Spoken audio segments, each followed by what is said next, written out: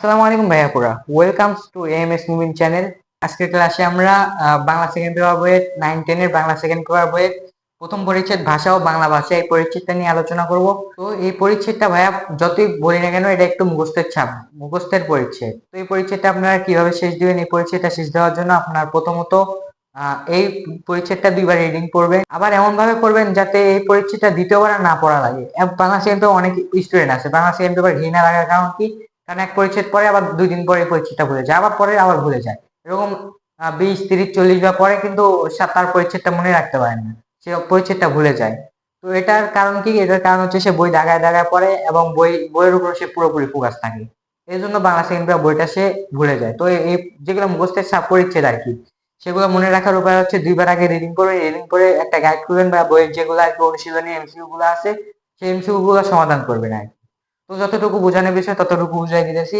এগুলা আর কি প্রথম দুইটা আর কি মুখস্থের বিষয়: নিকটতম আত্মীয়, অহমিয়া, ওড়িয়া। বাংলা ভাষার নিকটতম আত্মীয় বা ভাষার নিকটতম আত্মীয় অহমিয়া ও ওড়িয়া।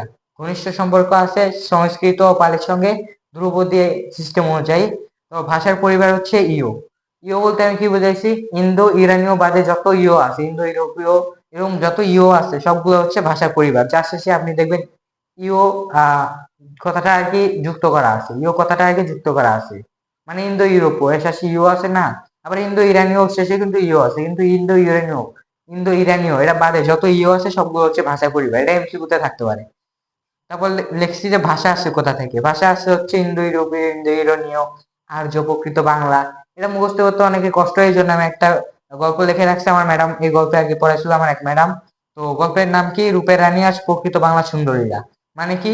রূপের রানী, রূপ বলতে আপনার ইন্দো ইউরোপীয় বুঝাইতেছে, রানী বলতে আপনার ইন্দো ইরানীয় বুঝাইতেছে, আজ বলতে আপনার আর্য বুঝাইতেছে, প্রকৃত বলতে তো প্রকৃত, আর বাংলা মানে বাংলা ভাষা।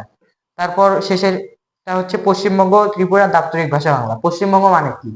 কলকাতা নাইট রাইডার্স, মানে কলকাতা আর কি, কলকাতা আর ত্রিপুরা এরা কিন্তু বাংলা ভাষায় কথা বলে, এই জন্য এদের দাপ্তরিক ভাষা কিন্তু বাংলা।